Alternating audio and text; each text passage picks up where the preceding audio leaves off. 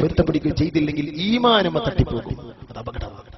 അപ്പോ ഡോക്ടർ ഇത് പറഞ്ഞു, അൽഹംദുലില്ലാഹ് ഇദ്ദേഹത്തിന്റെ രോഗമില്ല, ക്യാൻസർ ഇല്ല. അയാൾ രണ്ടാമത് ഗൾഫിലേക്ക് തിരിച്ചുപോയി.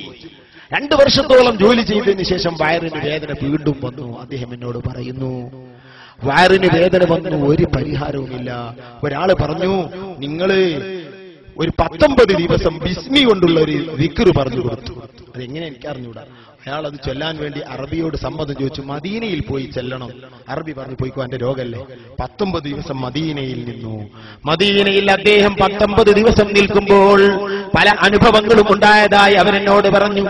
അക്കൂട്ടത്തിൽ പറഞ്ഞു, എനിക്ക് റസൂലുള്ളാഹി തങ്ങൾ അതാ മദീനയിൽ നിന്ന് കാണിച്ചു തരുന്നു. മർക്കസ് സഖാഫത്ത് സുന്നിയ എന്ന കോളേജ്, അതിൽ സ്വഹീഹുൽ ബുഖാരി.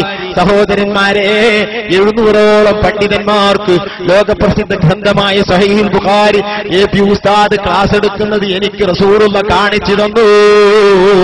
എന്നിട്ട് പറയുന്നു, നീ അവിടെ പോയിട്ട് ദുആ ചെയ്യിപ്പിക്കുക. അദ്ദേഹം എന്നിട്ട് വന്നതാ നാട്ടിൽ. എന്നിട്ട് ആ സഹീഹുൽ ബുഖാരിയുടെ ക്ലാസ്സിൽ പോയി ദുആ ചെയ്യിപ്പിച്ചിട്ട് ചാലിയത്ത് വന്ന് അദ്ദേഹം ഞങ്ങളുടെ സദസ്സിൽ നിന്ന് ദുആ ചെയ്യിപ്പിച്ചു. എന്നിട്ട് എന്നോട് സീക്രട്ടായി കുറച്ച് കാര്യങ്ങൾ പറയാനുണ്ടെന്ന് പറഞ്ഞു.